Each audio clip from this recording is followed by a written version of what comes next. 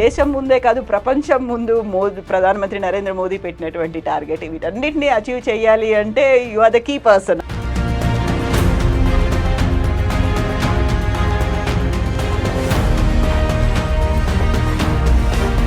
నేను జాయిన్ అయినప్పుడు మా షేర్ ప్రైస్ 70 రూపీస్ ఉండేదండి. ఈరోజు 293 రూపీస్ అండి.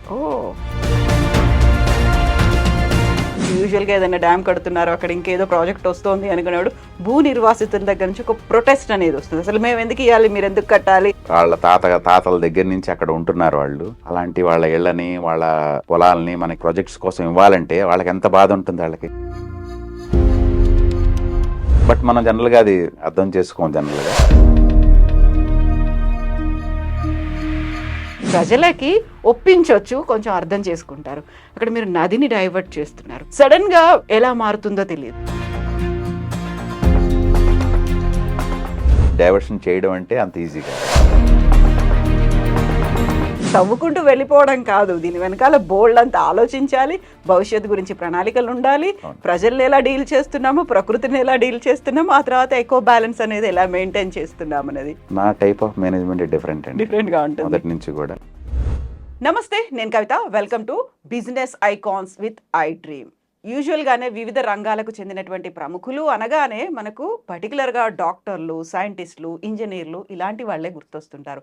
అయితే ప్రస్తుతం మనతో పాటుగా ఉన్నటువంటి ఒక ప్రముఖ వ్యక్తి ప్రధాన సంస్థకి చైర్మన్గా, మేనేజింగ్ డైరెక్టర్గా కూడా ఉన్నారు. బొగ్గు, విద్యుత్, థర్మల్ పవర్ వీటన్నిటి గురించి మనం మాట్లాడుకోబోతున్నాము. మనతో పాటుగా ఉన్నారు Neyveli ignite corporation NLC chairman and managing director Prasanna Kumar Motupalli గారు. ప్రసన్న కుమార్ గారు, నమస్కారం సార్. నమస్కారం అండి. ఎలా ఉన్నారు సార్? బాగున్నానండి, మీరు ఎలా ఉన్నారు? నేను బాగున్నాను sir. Thank you so much sir. First interview అనుకుంటాను మీరు ఇవ్వడం. తెలుగు వాళ్ళకి NLC గురించి మాట్లాడుకోవడం, బొగ్గు గురించి మాట్లాడుకోవడం ఇవన్నీ అంటే అవునండి. ఎందుకని సార్? మిగతా రంగాల వాళ్ళు బయట ఇంత కనిపించి ఇంత మాట్లాడిన తర్వాత ఒక బొగ్గు గురించి మాట్లాడుకోవాలి, విద్యుత్ గురించి మాట్లాడుకోవాలి, వాటికి సంబంధించినటువంటి ఉత్పాదన గురించి మాట్లాడుకోవాలి, ఇవన్నీ అంటే ఎందుకు మీ రంగానికి చెందిన వాళ్ళు బయటికి రారు, అసలు కనిపించరు ఎందుకలా? ఏ దేశానికైనా ప్రగతి సాధించాలంటే విద్యుత్ రంగంలో ఇండిపెండెంట్ అవ్వడం చాలా అవసరం అండి. సో విద్యుత్ రంగంలో, బొగ్గు రంగంలో ఉన్న పనిచేస్తున్న వాళ్ళందరూ కూడా వాళ్ళు పనిలోనే ఎక్కువ నిమగ్నమై ఉంటారు. ఎందుకంటే ఇది చాలా క్రిటికల్ ఐటమ్ ఎలక్ట్రిసిటీ కాబట్టి దాన్ని ప్రొడ్యూస్ చేయడంలో వాళ్ళు బిజీగా ఉండడం వలన నాకు తెలిసి బయటకు వచ్చి మిగిలిన వాళ్ళలాగా ఇంటర్వ్యూలు అవి ఇచ్చే టైం తక్కువ ఉంటుంది అనుకుంటాను. సో యూజువల్గానే ఒక గ్లామరస్ ఫీల్డ్స్ అనేవి కొన్ని కనిపిస్తూ ఉంటాయి సార్ మన దేశంలో. ఒక వైట్ కాలర్ జాబ్స్ అనేవి అనుకున్నప్పుడు కూడా ఎక్కువగా ఫస్ట్ ప్రిఫరెన్స్ అంతా మన చిన్నప్పటి నుంచి స్కూల్లో చదువుకున్నప్పుడు, ఆ తర్వాత కూడా ఎవరైనా ఏమవుతాము అనుకున్నప్పుడు నేను డాక్టర్ అవుతాను, ఇంజనీర్ అవుతాను, సైంటిస్ట్ అవుతాను, ఇలాంటి వాటి గురించి చెప్తారు తప్ప మీరు వెళ్ళినటువంటి ఈ రంగం గురించి పెద్దగా మాట్లాడే వాళ్ళు కానీ, ఎంకరేజ్ చేసేటువంటి పేరెంట్స్ కానీ కనిపించారు కదా. ఇది మీరన్నట్టు ఇది ఇంజనీరింగ్ రంగంలోనే ఒక బ్రాంచ్ అండి, ఎలక్ట్రికల్ ఇంజనీరింగ్. సో మేమందరం కూడా ఇంజనీరింగ్ చదివి వచ్చి ఈ స్థాయికి చేరిన వాళ్ళమేనండి. సో ఇంజనీరింగ్ రంగం కాకుంటే దాంట్లోనే ఇంకొక బ్రాంచ్ అనుకున్నప్పుడు ఇటువైపు వెళ్ళే వాళ్ళు చాలా తక్కువ ఉంటారు కదా. అవునండి, అవునండి. సో ఎలా అనిపించింది మీకు, ఎందుకని అనిపించింది ఇటువైపు రావాలి అనేది? నేను ఇంజనీరింగ్ కంప్లీట్ చేసిన తర్వాత నా చేతిలో 12 అపాయింట్మెంట్ ఆర్డర్లు ఉన్నాయండి. చాలా ప్రభుత్వ రంగ సంస్థల, ప్రైవేట్ రంగ సంస్థల అపాయింట్మెంట్ ఆర్డర్తో ఒకే రోజు నా చేతిలో ఉన్నాయండి. బట్ ఆ టైంలో నాకు అనిపించిందండి, మా నాన్నగారికి కూడా అనిపించింది, విద్యుత్ రంగము ఒక మంచి ఫ్యూచర్ ఉన్న రంగము, దాంట్లో ఉంటే గ్రోత్ బాగుంటుందని అనిపించిందండి. అందుకని నేను NTPCని చూస్ చేసుకున్నాను ఆ టైంలో. అండ్ NTPCలో ఇంజనీరింగ్ ఎగ్జిక్యూటివ్ ట్రైనీగా జాయిన్ అయ్యానండి. తర్వాత అంచెలంచెలుగా ఎదుగుతూ ఈ స్థాయికి వచ్చానండి. NTPC national thermal power corporation, ఒకప్పుడు నేషనల్ థర్మల్ పవర్ కార్పొరేషన్ అనేవాళ్ళండి. అవును. బట్ థర్మల్ అనే ట్యాగ్ తీయడం కోసం అది ఇప్పుడు NTPC అంటారండి, నేషనల్ థర్మల్ పవర్ కార్పొరేషన్ అనరు. అలాగే మా నైవేలి లిగ్నైట్ కార్పొరేషన్ కూడా ఇంతకుముందు నైవేలి లిగ్నైట్ కార్పొరేషన్ అనేవాళ్ళు. నైవేలి లిగ్నైట్ కార్పొరేషన్ అంటే ఓన్లీ లిగ్నైట్ మీదే ఫోకస్ చేసే కంపెనీగా వస్తుంది కాబట్టి దాన్ని NLC ఇండియా లిమిటెడ్ అంటారండి ఈరోజు. సో, ఇప్పుడు మీరన్న ఒక మాటుంది చూడండి. థర్మల్ అనేది కాదు ఇక్కడ లిగ్నైట్ అనేది కాదు. వీటిని కొంచెం మార్చాలి అనుకున్నప్పుడు, ఆ ట్రాన్స్‌ఫర్మేషన్ అనేది మీలో ఈజీగా వస్తుండొచ్చు. కాకంటే పబ్లిక్‌లో ఎలా ఉంటుందది? యాక్సెప్టెన్సీ అనేది కావచ్చు, ఇవన్నీ కూడా.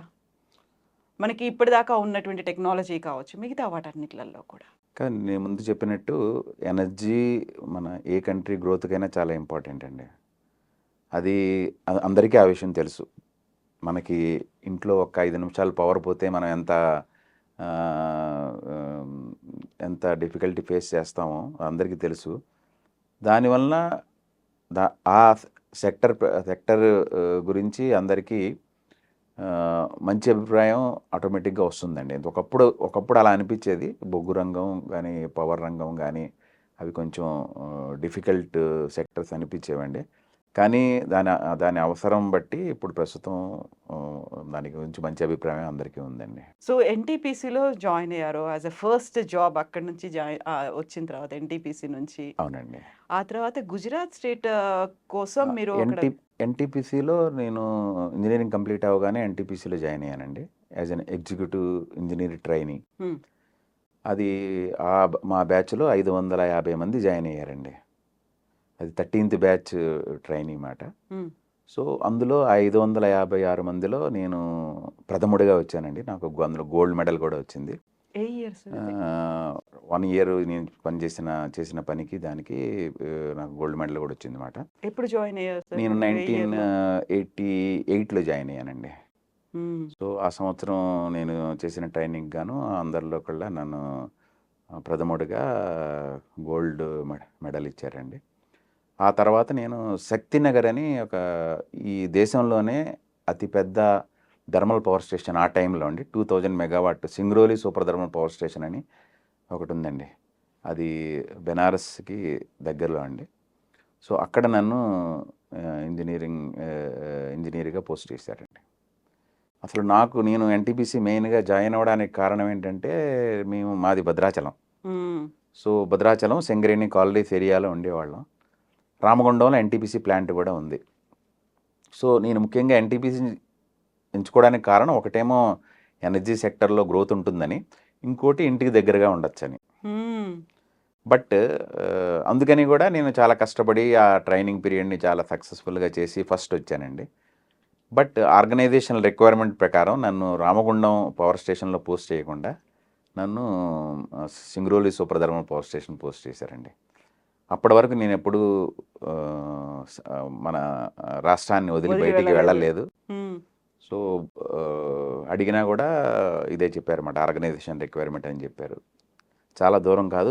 బెనారస్ నుంచి జస్ట్ స్టోన్ త్రో డిస్టెన్సే అని చెప్పారండి. అక్కడికెళ్ళిన తర్వాత తెలిసింది ఆ స్టోన్ త్రో చేయాలంటే ఒక మిసైల్ వాడాలని. అంత దూరం ఎంత ఆల్మోస్ట్ దూరం ఉంది సార్? ఎన్ని ఆల్మోస్ట్ కిలోమీటర్స్? 250 కిలోమీటర్స్ అండి. అది స్టోన్ కూడా త్రో కూడా 4, 5 గంటలు పడుతుంది.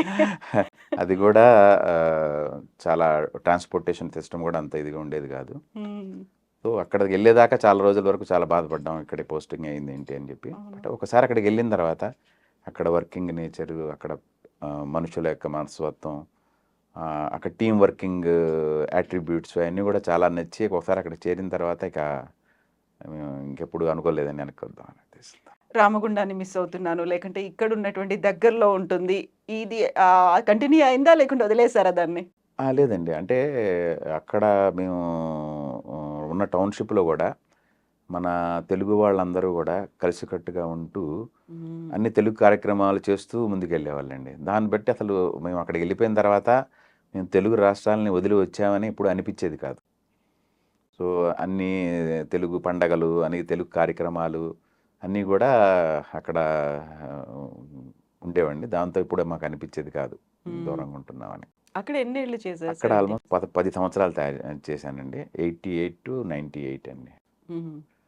అక్కడి నుంచి చేసిన తర్వాత నన్ను అక్కడి నుంచి ప్రమోషన్ మీద రాయ్‌బరేలీ దగ్గర ఊంచాహార్ థర్మల్ పవర్ స్టేషన్ అని ఉందండి. అక్కడ ట్రాన్స్‌ఫర్ చేశారండి. హ్మ్. అక్కడ 11 సంవత్సరాలు అక్కడ పనిచేశానండి. సో, 11 సంవత్సరాలు చేసిన తర్వాత మా ఇద్దరు పిల్లలు గూడా క్రూషియల్ స్టేజ్‌కొచ్చారు. 9థ్, 10థ్‌కొచ్చారు. కావాలని అడిగితే మా ఎన్టీపీసీ మేనేజ్మెంట్ నన్ను సింహాద్రి సూపర్ థర్మల్ పవర్ స్టేషన్కి ట్రాన్స్ఫర్ చేశారండి విశాఖపట్నంలో. దానివల్ల మా ఇద్దరు పిల్లల చదువులు కూడా బాగా కంప్లీట్ చేయగలిగామండి. అక్కడ 5 years పనిచేశానండి. ఆ తర్వాత జనరల్ మేనేజర్ ప్రమోషన్ మీద నన్ను ఢిల్లీ ట్రాన్స్ఫర్ చేశారండి. మా ఉన్న బ్యాచ్లు అన్నిట్లోకెల్లా నన్ను ఒక్కడనే ఆ రోజు ఆ సంవత్సరం జనరల్ మేనేజర్గా చేశారండి. అంటే నాకన్నా సీనియర్ బ్యాచ్లు కూడా 3 బ్యాచ్ల్లోంచి ఎవరిని జనరల్ మేనేజర్ చేయలేదు. నా సిన్సియారిటీ, డెడికేషన్ ఇవన్నీ చూసి నన్ను జనరల్ మేనేజర్గా ప్రమోషన్ చేశారు. ఢిల్లీలో పోస్టింగ్ వేశారండి. ఢిల్లీలో నేను 5 years పనిచేశానండి. అది పనిచేస్తున్న టైంలోనే నేను గుజరాత్ స్టేట్ ఎలక్ట్రిసిటీ కార్పొరేషన్కి మేనేజింగ్ డైరెక్టర్గా పనిచేసే అవకాశం దొరికిందండి. దాన్ని నేను జాయిన్ అయ్యాను. జాయిన్ అయ్యి 2.5 సంవత్సరాల్లోనే గుజరాత్ స్టేట్ ఎలక్ట్రిసిటీ కార్పొరేషన్ మొత్తం టర్న్ అరౌండ్ చేశానండి. అన్ని రంగాలలో కూడా టర్న్ అరౌండ్ చేశాను. ఆ తర్వాత పిఈఎస్బి ఇంటర్వ్యూలో ఈ ఎన్ఎల్సి ఇండియా లిమిటెడ్కి సిఎండిగా సెలెక్ట్ అయ్యి January 2023లో నేను సిఎండిగా జాయిన్ అయ్యానండి. 1.5 year బ్యాక్. 1.5 year back. ఇప్పుడు మీరు గుజరాత్ గురించి చెప్పారు. గుజరాత్ అనగానే యూజువల్గా ఈ మధ్య కాలంలో వినిపిస్తోంది గుజరాత్ మోడల్ అనేది. ఇప్పుడు మీరు చెప్పింది కూడా దానికి తగ్గట్టుగా ఎలా మోల్డ్ చేశారు, ఎలా ముందుకెళ్లారు, విజయాలకు ఎలా అనేది.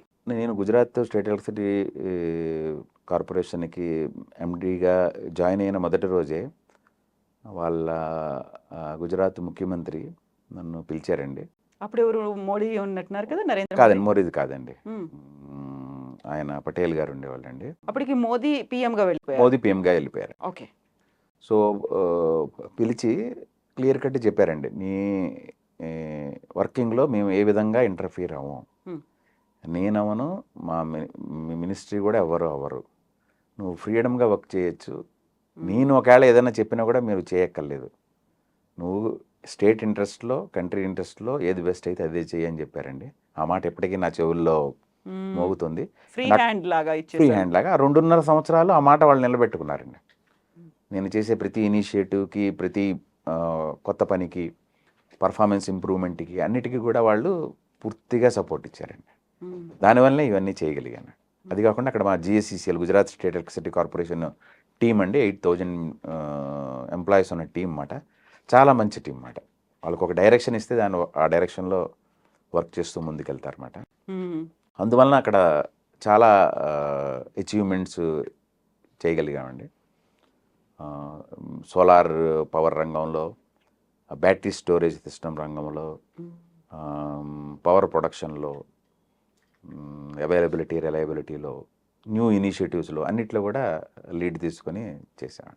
సో యూజువల్గానే ఏ రాష్ట్రమైన అభివృద్ధి చెందింది అనుకుంటే విద్యా వైద్యం ఎంత ఉంటుందో అక్కడ ఉన్నటువంటి విద్యుత్, తలసరి విద్యుత్ వినియోగం, దాంతో పాటుగా ఎంతసేపు కరెంటు పోతుంది, ఎన్ని కరెంటు కష్టాలు ఉన్నాయి, ఇలాంటివన్నిటిని కూడా కన్సిడర్ చేస్తారు కదా. సో విజయాన్ని ఎలా కొలుస్తారు మీరు ఒక విద్యుత్ రంగం గురించి మాట్లాడుకుంటే? విద్యుత్ రంగం గురించి మాట్లాడాలనుకుంటే ఈరోజు మనం కంపేర్ చేస్తే గుజరాత్కి అన్నిటికన్నా, మీరు తలసరి ఆదాయం అన్నారు కదా, మన కంట్రీలోనే అన్ని స్టేట్ల కన్నా ఎక్కువ తలసరి ఆదాయం గుజరాత్కి ఉందండి. అది ఆల్మోస్ట్ 2,400 kWh per year అన్నమాట. Nation average only 1,350. But different స్టేట్ల తలసరి ఆదాయం వాళ్ళ ప్రోగ్రెస్ బట్టి ఉందండి. అన్నిట్లోకల్లా గుజరాత్ ఎక్కువ. ఆర్ ఆంధ్ర, తెలంగాణ ఇవి టాప్ 10లో ఉన్నాయి అనుకోండి. సో కొన్ని స్టేట్లు ఎక్కడైతే 3 digits ఉన్న స్టేట్లు కూడా ఆ టైంలో ఉండేవి. బట్ గ్రాడ్యువల్గా అన్ని స్టేట్లు ఇప్పుడు ఆ రంగంలో ముందుకు వెళ్తున్నాయండి. బట్ మనం తలసరి కన్జంప్షన్ ఇప్పుడు కూడా నేషనల్ యావరేజ్ 1,350 ఓన్లీ అండి. మనం గ్లోబల్ యావరేజ్ తీసుకుంటే అది 3,500. సగం కూడా లేం మనం. సగం కూడా 1/3 ఉన్నాం మనం. 2047 కల్లా వికసిత దేశంగా అవ్వాలని, డెవలప్డ్ కంట్రీ అవ్వాలని టార్గెట్ పెట్టుకున్నాం. డెవలప్డ్ కంట్రీ అవ్వాలంటే ఈరోజు డెవలప్డ్ కంట్రీ వాళ్ళ పర్ క్యాపిటల్ కన్జంప్షన్ 12,000 అండి.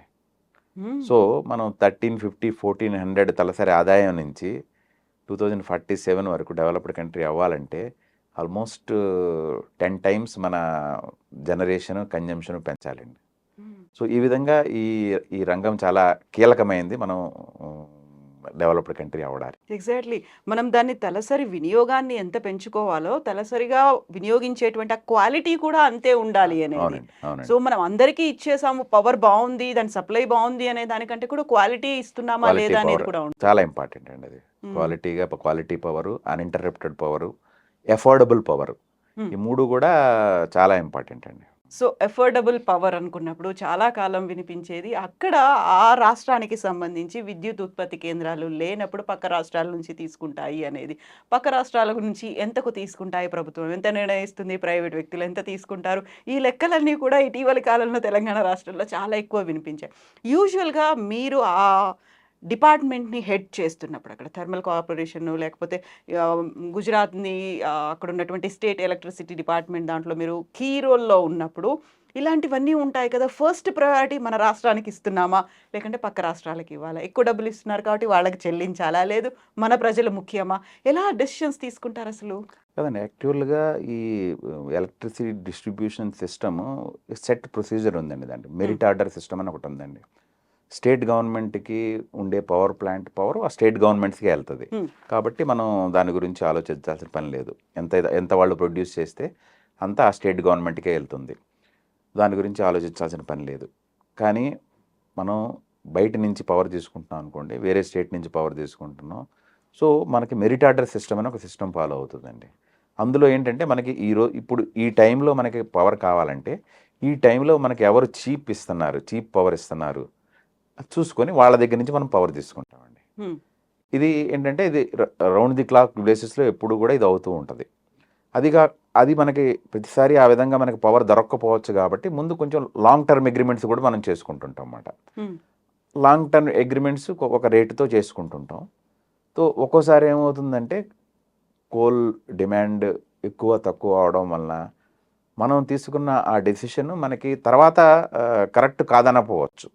బట్ ఆ సిచ్యువేషన్లో మన రాష్ట్రానికి కావాల్సిన పవరు ఎంత కావాలి, ఎంత టైఅప్ చేయాలి అనేది తీసుకున్న డెసిషను అది అప్పుడు కండిషన్స్ బట్టి డిపెండ్ అయి ఉంటుంది, ఆ సమయాన్ని బట్టి ఉంటుందండి. బట్ తర్వాత ఎందుకంటే మనం అలాంటి డెసిషన్ తీసుకున్నప్పుడు దానికి ప్రాపర్గా జస్టిఫికేషను, ప్రాపర్గా ఎక్స్ప్లెనేషను మనం ఉంచుకోవాలండి.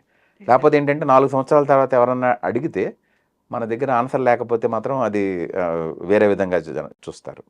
కాకపోతే ఈ ఎంటైర్ సిస్టమ్ అసలు ట్రాన్స్పరెంట్ సిస్టమ్ అండి. ఎవరు దాన్ని ట్యాంపర్ చేయలేరు. సార్ ఇప్పుడు మీరు ఒక మాట చెప్పారు, విదేశాలతో పోలిస్తే లేకుంటే అభివృద్ధి చెందిన దేశాలతో పోల్చినట్టయితే మన తలసరి వినియోగం ఎంతుంది, ఎంతకు పెంచాలి, దానికి ఎన్నేళ్ళు టార్గెట్ అని మనం పెట్టుకున్నాము అనుకున్నప్పుడు దానికి తగ్గట్టుగా విద్యుత్ ఉత్పత్తి అనేది ఎలా చేస్తాం, ఏ మాడ్యూల్ని ఉపయోగించి మనం చేస్తున్నాము అనేది చాలా కీలకంగా ఉంటుంది. ప్రపంచ దేశాలన్నీ కూడా ఈ కార్బన్ ఎమిషన్స్ని అవాయిడ్ చేయాలి, గ్రీన్ గ్యాసెస్ ప్రొడ్యూస్ కాకుండా చూడాలి అనుకున్నప్పుడు ఫస్ట్ టార్గెట్ మీకు ఏది ఉంటుంది సార్? ఇప్పుడు మనం విద్యుత్, బొగ్గు వీటి గురించి మాట్లాడడం, బొగ్గును అవాయిడ్ చేయాలి అనేటువంటి దాంట్లో ఫస్ట్ లీడ్ రోల్ ప్లే చేస్తోంది భారతదేశం. ప్రధానమంత్రి నరేంద్ర మోదీయే ఇలాంటి ప్రతిపాదన ప్రపంచ దేశాల ముందు పెట్టారు. కాబట్టి ఆ దిశగా డ్రైవ్ చేయడం అనేది ఎలా అనిపిస్తుంది సార్? చూడండి, మన ప్రయారిటీ ముందు నేను ఆల్రెడీ చెప్పినట్టు మన తలసరి ఆదాయం చాలా తక్కువ. మన ఇమీడియట్ ప్రయారిటీ ఏంటంటే మన తలసరి వినియోగం, విద్యుత్ వినియోగాన్ని పెంచుకోవాలి. పెంచుకుంటే కానీ మనం డెవలప్డ్ కంట్రీ అయ్యే స్టేటస్కి రాలేం. తలసరి వినియోగం పెంచుకోవాలంటే జనరేషన్ అని పెంచుకోవాలి. జనరేషన్లో మనకి చాలా ఆప్షన్స్ ఉన్నాయి. అందులో ఒక ఆప్షను కోల్. మన కంట్రీ ఏంటంటే ముందు నుంచి కూడా కోల్ మీద జనరేషన్ డిపెండెంట్ అండి ఎక్కువగా. మన లాస్ట్ ఇయర్ కూడా మన జనరేషన్లో 75% మనకి కోలు లిగ్నైట్ నుంచే వస్తుంది.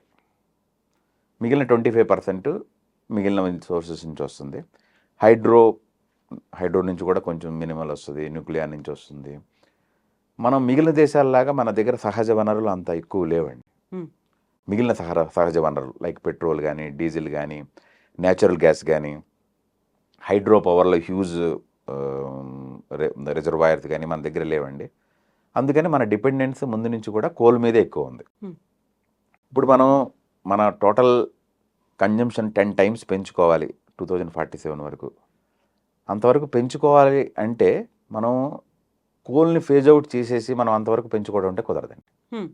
ఎందుకంటే మన మెయిన్ ఆల్టర్నేటివ్ ఏమనుకుంటున్నాం, రెన్యూబుల్ పవర్ కోల్కి ఆల్టర్నేటివ్గా మనం డెవలప్ చేస్తాం అనుకుంటున్నాం. దానివల్ల మనం కోల్ని ఫేజ్ అవుట్ చేసి సస్టైనబుల్ మేనర్లో గ్రీన్ పవర్ని ప్రొడ్యూస్ చేస్తాం అనుకుంటాం. But main problem renewable power ఏంటంటే అది టైం డిపెండెంట్. హ్మ్. సోలార్ పవర్ అయితే మీకు 6 to 7 అవర్స్ కానీ ఎక్కువ ఉండదు. విండ్ పవర్ అయితే అది ఎప్పుడు వస్తుందో ఎప్పుడు పోతుందో తెలియదు. హ్మ్. సో మీరు కంప్లీట్ కోల్ ఫేజ్ అవుట్ చేసేసి మీరు ఓన్లీ రెన్యూబుల్స్ ఉంటూ గ్రీన్ పవర్ జనరేషన్ చేస్తుంటే మనం తలసరి వినియోగాన్ని, తలసరి జనరేషన్ని ఏ విధంగా పెంచుకుంటామండి? హ్మ్. అందుకని మన టార్గెట్స్ అచీవ్ అవడం కోసం కోల్ని, రెన్యూబుల్స్ని, వాటి నుంచి వచ్చే జనరేషన్ని మనం బ్యాలెన్స్ చేసుకుంటూ ముందుకెళ్ళాలండి. హ్మ్. మనం మన రిక్వైర్మెంట్ 10 టైమ్స్ పెంచాలి. సో కోల్లో కూడా మన కెపాసిటీ పెంచుతూ పోవాలి, రెన్యూబుల్స్లో కూడా పెంచుతూ పోవాలి. కానీ మన టార్గెట్ ఏం పెట్టుకోవచ్చు అంటే ప్రపోర్షన్ మనం తగ్గిస్తూ పోవచ్చు. ఇప్పుడు మన కోల్ ప్రపోర్షన్ తగ్గించాలి. కోల్ ప్రపోర్షన్ తగ్గించుకుంటూ వెళ్ళచ్చు. హ్మ్. అంతేగాని ఈరోజు నేను మొత్తం కోల్ ఆపేసి ఓన్లీ రెన్యూబుల్స్ తో పవర్ సప్లై చేస్తాను అని చెప్తే అది మన దేశ ప్రగతికి అసలు ఏమాత్రం సపోర్ట్ చేయదండి. హ్మ్. సో నేను చెప్పినట్టు మన పవర్ జనరేషన్లో 75% కోల్ నుంచి వస్తుందని చెప్పాం కదా, అది మనం గ్రాడ్యువల్గా డిక్రీజ్ చేసుకుంటూ వెళ్ళాలన్నమాట. అందుకనే గవర్నమెంట్ టార్గెట్ 2030 కల్లా మనం కోల్ జనరేషన్ ప్రపోర్షన్ని 50%కి రెడ్యూస్ చేస్తామని. 25% తగ్గించాలి. 25% అంటే ఈ తగ్గించాలి. 50% రెన్యూవబుల్ దాని మీద రెన్యూబుల్స్లో మనం ఇంక్రీజ్ చేసుకోవాలి. హ్మ్. బట్ రెన్యూబుల్స్ని ఇంక్రీజ్ చేయడానికి మెయిన్ కన్స్ట్రెయింట్ నేను ఆల్రెడీ చెప్పినట్టు అది కంటిన్యూస్ నేచర్ కాదు. Hmm. సో రెన్యూబుల్ని మనం డెవలప్ చేయాలంటే మనం స్టోరేజ్ సిస్టమ్ని డెవలప్ చేసుకోవాలి. Hmm. ఇంతవరకు మన దేశంలో ఎనర్జీ స్టోరేజ్ సిస్టమ్ ప్రాపర్గా డెవలప్ అవ్వలేదండి. ఎనర్జీ స్టోరేజ్ సిస్టమ్ డెవలప్ అవ్వకుండా మనం రెన్యూబుల్స్ని ఇంక్రీజ్ చేయడం సాధ్యం కాదు. Hmm. సో ఇప్పుడు గవర్నమెంట్ మెయిన్ ప్రాథమికత అదేనండి, ఎనర్జీ స్టోరేజ్ సిస్టమ్ డెవలప్ చేయాలి. సో ఎనర్జీ స్టోరేజ్ సిస్టమ్ డెవలప్లో అందులో కూడా 2 రకాలు ఉన్నాయండి. ఒకటేమో బ్యాటరీ స్టోరేజ్ సిస్టమ్. Hmm. అందులో మనం అన్ని కెమికల్, లిథియం, క్యాడ్మియం ఇవన్నీ కెమికల్స్ యూజ్ చేసి చేసేది ఒకటి. ఇంకోటేమో పంప్ స్టోరేజ్ సిస్టమ్. అది న్యాచురల్ వేలో వాటర్తో ఎనర్జీని స్టోర్ చేసి మన రిక్వైర్మెంట్ ఉన్నప్పుడు దాన్ని జనరేట్ చేయడం అనేది. Okay. ఈ 2 ఏరియాల్లో మనకి ప్రోగ్రెస్ ఉండాలండి. ప్రోగ్రెస్ ఉంటేనే మన కంట్రీ ఎనర్జీ రిక్వైర్మెంట్స్ మనకి మీట్ అవుట్ అవుతాయి. Hmm. అందుకనే ఆనరబుల్ ప్రైమ్ మినిస్టర్ ఇవన్నిటినీ కన్సిడర్ చేస్తూనే మన నెట్ జీరో టార్గెట్ 2070 పెట్టారండి. Hmm. చాలా కంట్రీస్ 2050, 2060 పెట్టినా మనం దాన్ని 2070 పెట్టాం. ఎందుకంటే మన దగ్గర కోల్ రిజర్వ్స్ చాలా ఉన్నాయండి. 150 సంవత్సరాలు మనం వాడుకున్న తగ్గని కోల్ రిజర్వ్స్ మన దగ్గర ఉన్నాయి. Hmm. మనకి పవర్ రిక్వైర్మెంట్ కూడా ఉంది. కాబట్టి ఈ రెండింటిని కోల్ని ప్రాపర్గా యూజ్ చేసుకొని ప్రాపర్గా ఎనర్జీని జనరేషన్ పెంచుకుంటూ దేశ ప్రగతిని టార్గెట్ చేస్తూ వెళ్తూ తర్వాత గ్రాడ్యువల్గా మనం షిఫ్ట్ అవుతూ నెట్ జీరో 2070 కల్లా మనం టార్గెట్ చేస్తాం. Hmm. సో ఆ స్ట్రాటజీతోనే మనం ముందుకెళ్తున్నామండి. మా ఎన్ఎల్సీఎల్ ఇండియా లిమిటెడ్ కూడా అదేవిధంగా దేశం ఏ విధంగా అయితే 2 ఎనర్జీలు బ్యాలెన్స్ చేస్తుందో ఎన్ఎల్సీ ఇండియా కూడా రెన్యూబుల్స్కి ఇంపార్టెన్స్ ఇస్తూ సేమ్ టైం థర్మల్ కెపాసిటీ కూడా మనం కొత్తగా యాడ్ చేస్తూ వెళ్తున్నామండి.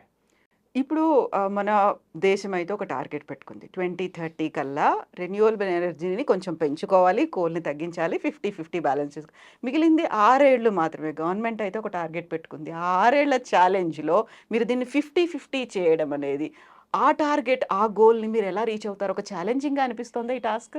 కరెక్ట్ అండి, మీరు అన్నట్టు మనం ఇప్పటి వరకు స్వాతంత్రం వచ్చిన తర్వాత యాడ్ చేసిన కెపాసిటీ 430 గిగావాట్ అండి. సో మనం నెక్స్ట్ 6 ఇయర్స్లో ఆల్మోస్ట్ మనం అంత యాడ్ చేయాలి. మనం 500 గిగావాట్ రెన్యూబుల్ కెపాసిటీ 2030 కల్లా యాడ్ చేసే టార్గెట్ పెట్టుకున్నామండి. ప్రస్తుతం మనం 1.4 గిగావాట్లో ఉన్నాం. 140 గిగావాట్లో ఉన్నాం. ఆ 140 గిగావాట్ని 500 గిగావాట్కి తీసుకెళ్లాలంటే ప్రతి సంవత్సరం మనం ఆల్మోస్ట్ 60 గిగావాట్ యాడ్ చేస్తూ వెళ్ళాలి. మ్మ్. సో ఇందులో మెయిన్ ఛాలెంజ్ ఏంటంటే అండి, 60 గిగావాట్ రెన్యూబుల్ మనం యాడ్ చేయాలంటే మనకి హ్యూజ్ ల్యాండ్ రిక్వైర్మెంట్ ఉంటుందండి. అవును. తర్వాత మన సోలార్ ప్యానల్స్, సోలార్ మాడ్యూల్స్ ఇవన్నీ కూడా మనకి చాలా ఎక్కువ క్వాంటిటీలో మనకు కావాల్సి ఉంటాయి. అవి మన దేశంలో ముడి పదార్థాలు ఇక్కడ అవైలబుల్ లేవు. ఇవన్నీ చాలా పెద్ద ఛాలెంజెస్ అండి. బట్ ఈ ఛాలెంజెస్ ఉన్నా కూడా వాటిని అడ్రస్ చేసుకుంటూ మ్మ్. కెపాసిటీ ఎడిషన్ అగ్రెసివ్గా యాడ్ అవుతుందండి. ఎన్ఎల్సీ ఇండియా లిమిటెడ్ కూడా already 1.4 gigawatt renewable capacity add చేసింది. కంట్రీలోనే 1 గిగావాట్ అంటే 1000 మెగావాట్ సోలార్ పవర్ యాడ్ చేసిన మొదటి కంపెనీ ఎన్ఎల్సీ ఇండియా లిమిటెడ్ అండి. ఓ మీరు వచ్చాక మొత్తం అండి ముందు నుంచి, ముందు ఓకే. నుంచి. మ్మ్. ఇప్పుడు ఆ 1.4 గిగావాట్ని మేము 10 గిగావాట్కి తీసుకెళ్దాం అనుకుంటున్నామండి 2030. మ్మ్. మొత్తం దేశం వాళ్ళ రెన్యూబుల్ కెపాసిటీని 3 టైమ్స్ పెంచాలనుకుంటే మేము మీరు మా almost రెన్యూబుల్ 10 times కెపాసిటీని 7 టైమ్స్ పెంచుదాం అనుకుంటున్నాం. మ్మ్. మ్మ్. సో ఆ డైరెక్షన్లో అన్ని వర్క్స్ అవుతున్నాయండి. Already 2 gigawatt 2000 megawatt works Gujarat, Rajasthan, తమిళనాడులో వర్క్స్ ఆల్రెడీ నడుస్తున్నాయండి. సో ఈ ఛాలెంజెస్ని ఎదుర్కొంటూ 2030 కల్లా 10 gigawatt renewables and 10 gigawatt coal and lignite based power establish చేయడానికి మేము ముందుకు సాగుతున్నాం. మ్మ్.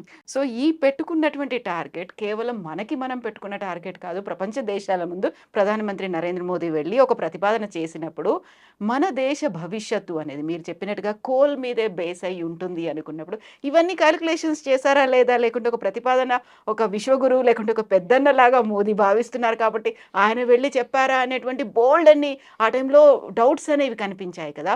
ఈ ప్రతిపాదన వచ్చేసింది, ప్రపంచ దేశాల ముందు మోదీ పెట్టారు అనుకున్నప్పుడు మీలో ఉన్నటువంటి ఒక అంతర్మథనం అనేది ఉంటుంది చూడండి. అప్పుడు ఏమనిపించింది, ఎలా మనం దీన్ని అచీవ్ చేయొచ్చు అనిపించింది? నాకు మాత్రం అది వినగానే చాలా మంచి డెసిషన్ అనిపించిందండి. మ్మ్.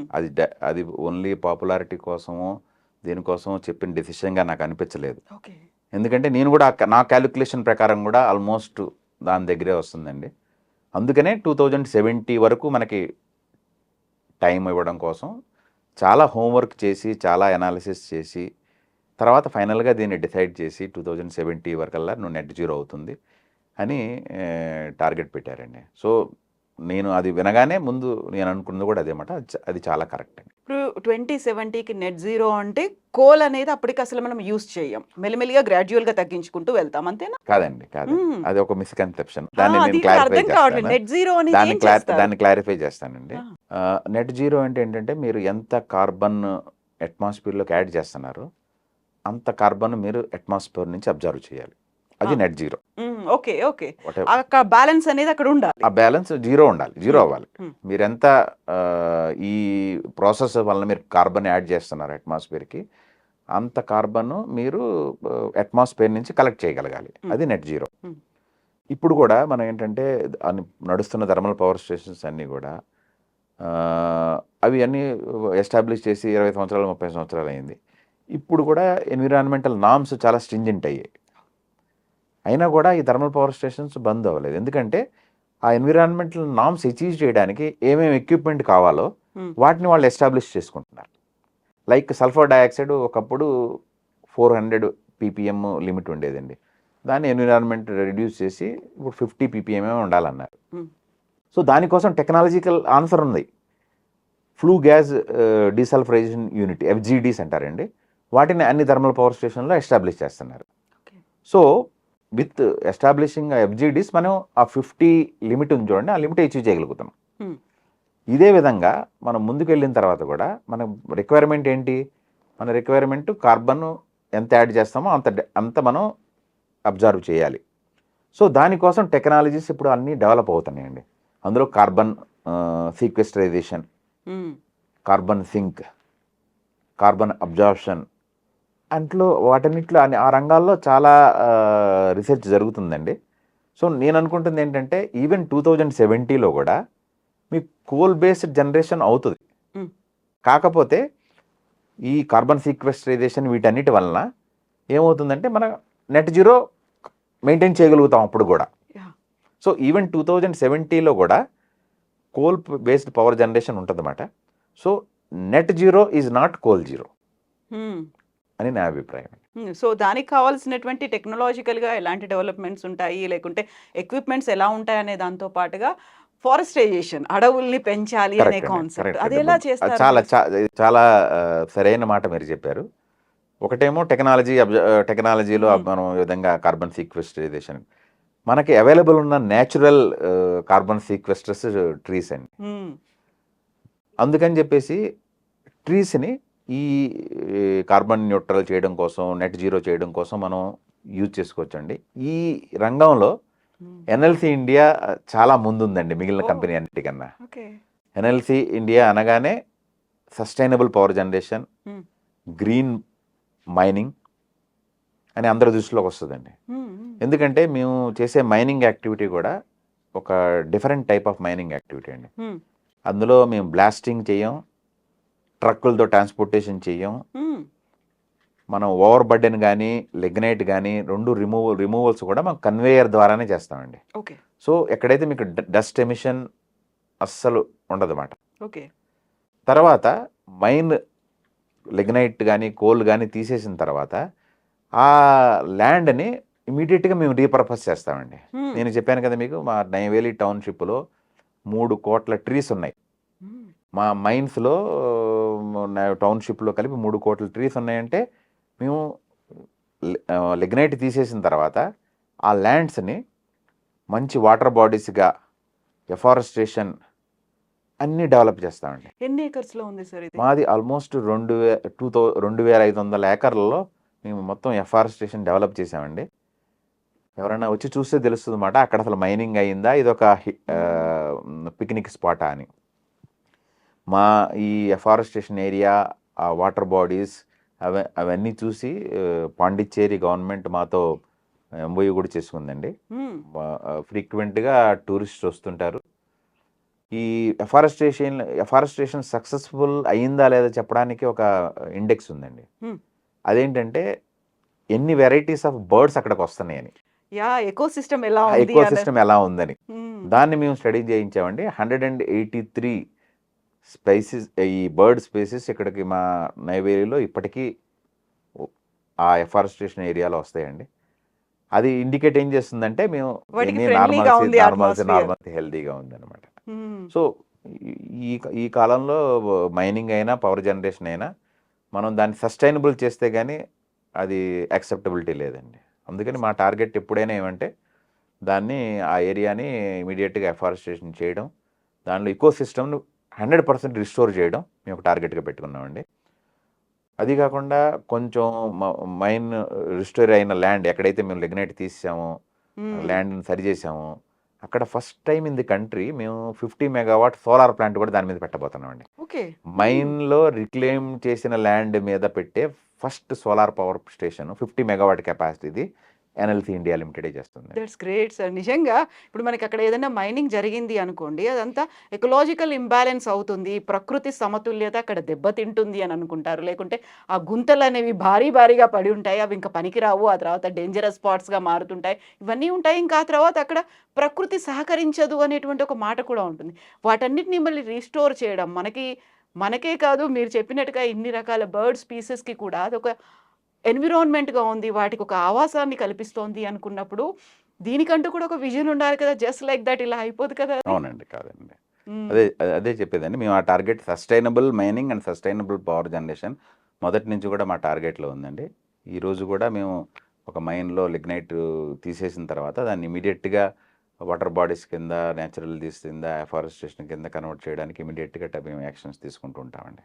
సో ఇక్కడ ఉన్నటువంటి మన మైనింగ్ కావచ్చు, మిగతావన్నీ చూసిన తర్వాత ఇప్పుడు మోదీ అయితే ఒక టార్గెట్ పెట్టారు, మన ప్రపంచ దేశాలంతా మన వైపు కూడా చూస్తూ ఉన్నాయి, మిగతా దేశాలు ఏం చేస్తున్నాయి, వాటిని ఎలా కంట్రోల్ చేసుకుంటున్నాయి అనుకుంటున్నప్పుడు మీరు అచీవ్ చేసినటువంటి ఒక సక్సెస్ లేకుంటే టార్గెట్కి మీరు ఎలా రీచ్ అయ్యేందుకు చేస్తున్నటువంటి ప్రయత్నాలు, వీటన్నిటి మీద మానిటరింగ్ అనేది ఉంటుందా? అబ్జర్వ్ చేస్తూ ఉంటారా? తప్పకుండా అండి. మనం ఒక టార్గెట్ పెట్టుకొని ఆ టార్గెట్ అచీవ్ చేయాలంటే మనం ఇయర్ ఆన్ ఇయర్ మన ప్రోగ్రెస్ ఎలా ఉంది, కెపాసిటీ ఎడిషన్ ఎలా ఉంది, ఆ టార్గెట్ రీచ్ అయ్యే డైరెక్షన్లో మూవ్ అవుతున్నామా లేదా అనేది రెగ్యులర్గా మానిటరింగ్ ఉంటుందండి. అండ్ ఎక్కడైతే మనం మన కెపాసిటీ కన్నా, మనం టార్గెటెడ్ కెపాసిటీ కన్నా మనం తక్కువ యాడ్ అవ్వడం ఇలా జరిగిందో, పాలసీ ఇంటర్వెన్షన్స్తో, పాలసీ ఇంటర్వెన్షన్స్తో దాని ఎంకరేజ్మెంట్ కూడా ఆన్ రెగ్యులర్ బేసిస్ అవుతూ ఉందండి. నేను చెప్పాను కదా, రెన్యూవబుల్స్ వితౌట్ స్టోరేజ్ అది మనకి ఏ విధంగా యూజ్ కాదని. సో దాన్ని రికగ్నైజ్ చేసి రీసెంట్గా బడ్జెట్లో కూడా పంప్ స్టోరేజ్ మీద, తర్వాత బ్యాటరీ స్టోరేజ్ సిస్టమ్ మీద, రెన్యూబుల్ మాడ్యూల్స్ మ్యానుఫ్యాక్చరింగ్ మీద చాలా ఫేవరబుల్ ఐటమ్స్ బడ్జెట్లో కూడా ఉన్నాయండి. అవి మనకి మన టార్గెట్ అచీవ్ చేయడానికి చాలా వరకు సహకరిస్తాయి. సో ఇప్పుడు ఫారెస్టేషన్ అనుకున్నప్పుడు మనకి అడవుల్ని పెంచాలి, అడవుల్ని నరకకుండా చూడాలి. ఎందుకంటే ఈ మధ్య కాలంలో జరుగుతున్నటువంటి బోల్డ్ అనే సంఘటనలు చూసాం. వెరీ లేటెస్ట్గా కేరళలో వయనాడులో జరిగిన సంఘటనలు కావచ్చు, మిగతా చోట్ల మనకి ఏదైతే అభివృద్ధి కోసం అనేది, డెవలప్మెంట్ కోసం అనేది కొన్ని టన్నెల్స్ చేస్తున్నాము, కొన్ని బ్రిడ్జిలు కడుతున్నాము, దానికోసం అడవుల్ని నరకాల్సిన పరిస్థితి వస్తుంది. అది మళ్ళీ ప్రకృతి చూపిస్తోంది, ఇంపాక్ట్ అనేది ప్రజల మీదే కనిపిస్తోంది. ఈ ఏ ఒక్క చోట జరగాల్సినటువంటి ఒక డెవలప్మెంటో ఇక్కడ మేము మార్చాము, మార్పు అనేది మా దగ్గర కనిపించింది అని కాదు కదా, ప్రతి చోట ఇలాంటి పరిస్థితి రావాలి కదా. ఏం జరుగుతోంది అక్కడ అసలు? కాదండి, మీరు అన్నట్టు మనం డెవలప్మెంట్ కోసం, ప్రోగ్రెస్ కోసం ప్రాజెక్ట్స్ యాడ్ చేయాల్సి ఉంటుంది, బ్రిడ్జిలు కట్టాల్సి ఉంటుంది. బట్ మనం చేయాల్సింది ఏంటంటే, మనం ఆ పని చేసేటప్పుడు అది ప్రకృతి మీద తక్కువలో తక్కువ ఎఫెక్ట్ ఉండేట్టు చూసుకోవాలండి. ఒకవేళ అది మనకి పాసిబుల్ అవ్వట్లేదంటే మనం దానికి కాంపన్సేటివ్ ఎఫారెస్టేషన్ చేయాలి, కాంపన్సేషన్ మెజర్స్ తీసుకోవాలి. ఆ మెజర్స్ అన్నీ తీసుకుంటే ఈ విధమైన విపత్తులకి ఉండవండి. మనం అయ్యేం పట్టించుకోకుండా మనం ప్రాజెక్ట్స్ ముందుకు తీసుకెళ్తుంటే ఆ టైంలో ఏమైనా అవ్వచ్చండి. సో మనం భవిష్యత్తు మీద ఎలా అయితే దృష్టి పెడుతున్నామో, మన చుట్టూ ఉన్నటువంటి ఎకలాజికల్ బ్యాలెన్స్ అనేది కోల్పోకుండా ఉండాలి అనే ఆ ఫోకస్ కూడా ఉండాల్సిన అవసరం ఉంది. అవునండి, చాలా వరకు. సో దానికోసం ప్రభుత్వం దగ్గర నుంచి ఎలాంటి సహకారం అంటారా, లేకుంటే ఎంకరేజ్మెంట్ అనేది ఎలా ఉంది సార్ మీకు? మీరు అన్నట్టు ఇప్పుడు ప్రస్తుతం ఏ యాక్టివిటీ చేయాలన్నా కూడా సస్టైనబిలిటీ ఒక బజ్ వర్డ్ అండి. గవర్నమెంట్ పాలసీల్లో కూడా ఈ సస్టైనబిలిటీ అనేది ఇప్పుడు చాలా చాలా రిపీటెడ్గా దాని మీద ఫోకస్ వస్తుందండి. అండ్ ఏ ప్రాజెక్ట్ క్లియర్ చేయాలన్నా, ఏ ప్రాజెక్ట్ ఎన్విరాన్మెంట్ క్లియరెన్స్ ఇవ్వాలన్నా, దాని ఇంపాక్ట్ ఏంటి, ఆ ఇంపాక్ట్ని తగ్గించడం కోసం మెజర్స్ తీసుకుంటున్నారా లేదా అనే విషయం క్లోజ్గా మానిటర్ అవుతుందండి. నాకు తెలిసి ముందు ఈ విధంగా మనం ఏదైతే ప్రాజెక్టులు కట్టడం వల్ల ప్రకృతి మీద ఎఫెక్ట్ పడుతుందో అది చాలా వరకు తగ్గుతుందండి. ఎగ్జాక్ట్లీ. ఇప్పుడు ప్రభుత్వం మోదీ కూడా ప్రతిసారి పదే చెప్పే మాట సబ్కా సాత్ సబ్కా వికాస్. సబ్కా సాత్ అనుకున్నప్పుడు అన్నిటినీ మనతో పాటు ముందుకు తీసుకెళ్ళాలి, అన్నిటినీ మనం సస్టైనబుల్గా చూసుకోవాల్సిన అవసరం ఉంది. అప్పుడే కదా అభివృద్ధి అనేది ఉండేది. తప్పకుండా అండి. నాకు తెలిసి ఆ డైరెక్షన్లోనే అన్ని పాలసీస్ కానీ, ఆ డైరెక్షన్లోనే యాక్టివిటీస్ కానీ అవుతున్నాయండి.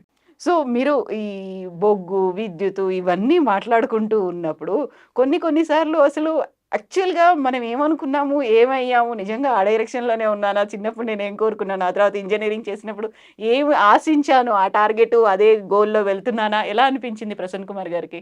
నాకండి, నేను ఇంజనీరింగ్ చదివిన తర్వాత ఒకటే కోరికండి, ఏదైనా ప్రభుత్వ రంగ సంస్థలో జాయిన్ అవ్వాలని. మొదటి నుంచి కూడా మా నాన్నగారు అగ్రికల్చర్ ఆఫీసర్ అన్నమాట. స్టేట్ గవర్నమెంట్లో పనిచేసేవాళ్ళు, యునైటెడ్ ఆంధ్రప్రదేశ్లో. సో మా నాన్నగారి నుంచి చూసి నాకు ఎప్పుడైనా సరే ఒకటే టార్గెట్ అన్నమాట, ఒక ప్రభుత్వ రంగ సంస్థలో జాయిన్ అవ్వాలని, దేశం కోసం కంట్రిబ్యూట్ చేయాలని. సో ఆ అవకాశం వచ్చినప్పుడు అందులోనే జాయిన్ అయ్యానండి. నేను ఏదైతే అనుకున్నానో అక్కడికే చేరగలిగానండి. బట్ మీకంటూ కొన్ని టార్గెట్స్ అనేవి పెట్టుకుంటారు కదా? అవునండి, ప్రతి సంవత్సరం మనం టార్గెట్స్ పెట్టుకుంటామండి. అండ్ ఫైనల్గా ఎక్కడికి చేరాలనే టార్గెట్ పెట్టుకున్నామండి. ఇది కూడా ఆ టార్గెట్ పెట్టుకొని ఈ స్థాయికి చేరానండి. ఎన్ఎల్సీలో కూడా ఫస్ట్ మీరు చైర్మన్ అండ్ మేనేజింగ్ డైరెక్టర్ అని ఒక బాధ్యతలు తీసుకున్నప్పుడు కూడా ఎన్ఎల్సీని నేను ఈ స్టేజ్లో చూడాలనుకుంటున్నాను, లేకుంటే ఈ టార్గెట్ నేను అచీవ్ చేయాలి, ఇది నా గోల్ అని ఏం పెట్టుకున్నారు అలా? కరెక్ట్ అండి. నేను జాయిన్ అయినప్పుడు అండి ఎన్ఎల్సీ ఓవరాల్ సిచ్యువేషన్ అంత ఎంకరేజింగ్గా లేదండి. చాలా కారణాలు ఉండొచ్చు దానికి. అంటే ఎంప్లాయీస్ మోరల్ డౌన్గా ఉందండి. ల్యాండ్ ఎక్విజిషన్ ఇష్యూస్ ఉన్నాయి. దానివల్ల lignite production, coal production effect అవుతుంది, పవర్ జనరేషన్ కూడా ఎఫెక్ట్ అవుతుంది.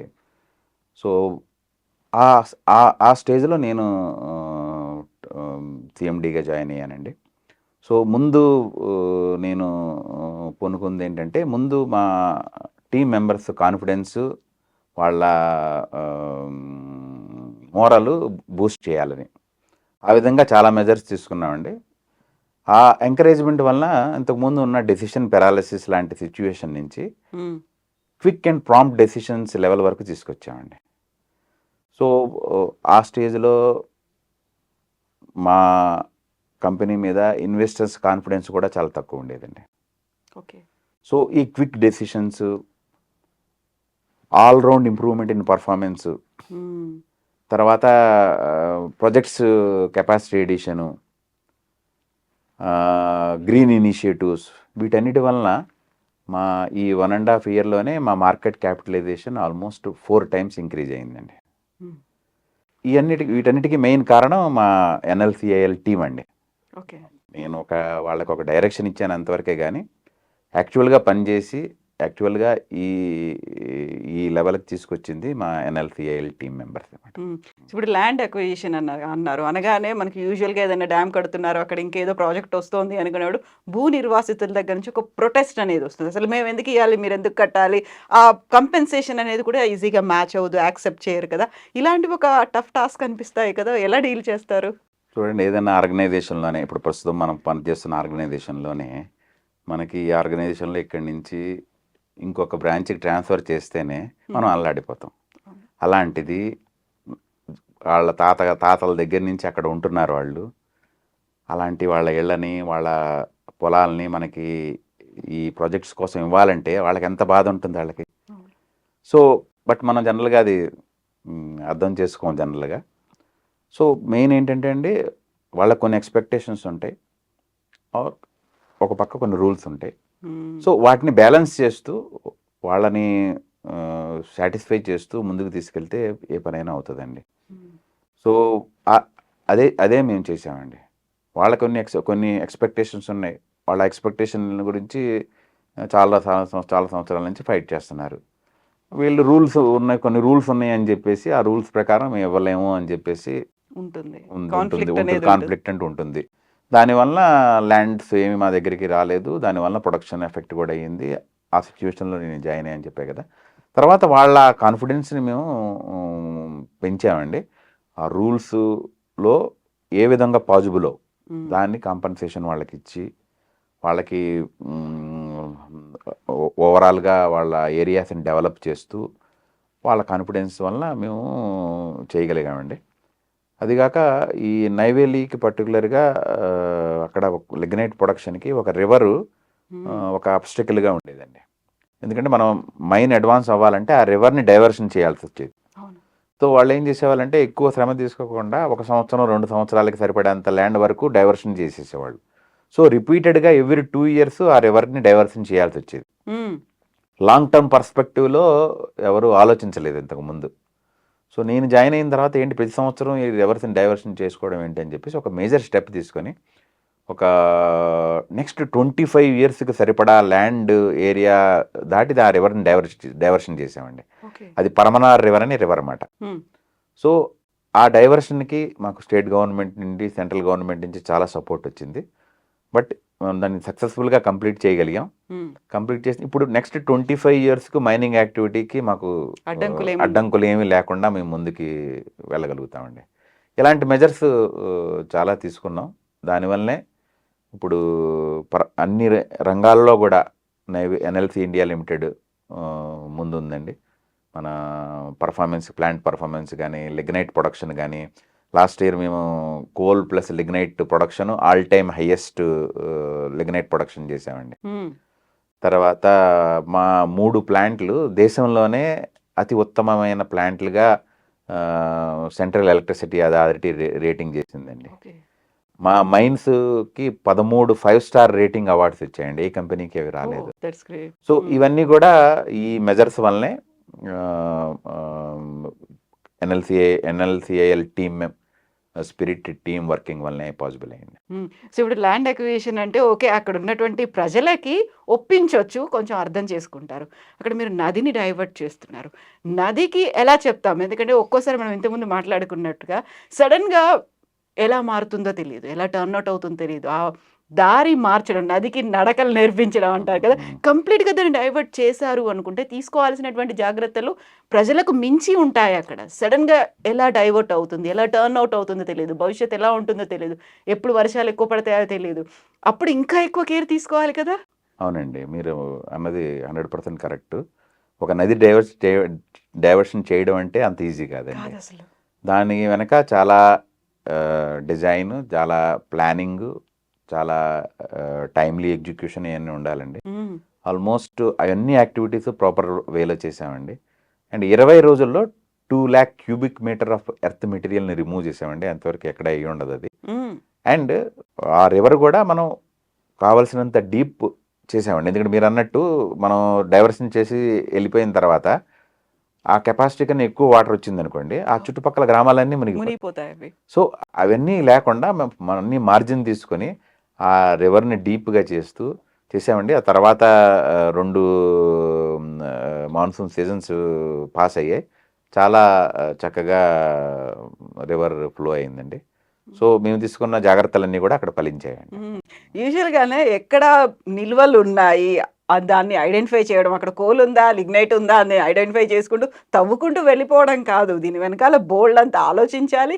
భవిష్యత్తు గురించి ప్రణాళికలుండాలి. అవును. ప్రజల్ని ఎలా డీల్ చేస్తున్నాము, ప్రకృతిని ఎలా డీల్ చేస్తున్నాము, ఆ తర్వాత ఎకో బ్యాలెన్స్ అనేది ఎలా మెయింటైన్ చేస్తున్నామనేది. కరెక్ట్ అండి. ఎగ్జాక్ట్లీ. సో, దీనికోసం ఎవరో ఒకరు డెసిషన్ తీసుకుంటే సరిపోదు. యెస్, నేను ఇది డెసిషన్ తీసుకున్నాను, మీరు ఎగ్జిక్యూట్ చేయండి అంటే కాదు. Everyone has to involve in that. ప్రతి ఒక్కరు ఒక లింక్‌ని మెయింటైన్ చేస్తూ వెళ్తే తప్ప అది కాదు కదా! ఆ టైంలో ఏది ఎక్కువ టఫ్ టాస్క్ అనిపిస్తుంది? ఎవరిని డీల్ చేయడం టఫ్ టాస్క్ అనిపిస్తుంది? ఒక్కోసారి పొలిటికల్‌గా కూడా ఉంటాయి. మా వాళ్ళని ఎందుకు టచ్ చేశారు? లేకుంటే వీళ్ళని వదిలేసేయండి మావాడు అనేదో ఇలాంటి కొన్ని ఉంటాయి కదా! లాబియింగ్ చేసేవాళ్ళు ఉంటారు. ఎలా బ్యాలెన్స్ చేస్తూ ముందుకెళ్తారు మీరు? చూడండి, మన ఆబ్జెక్టివ్ క్లియర్ అయినప్పుడు హ్మ్.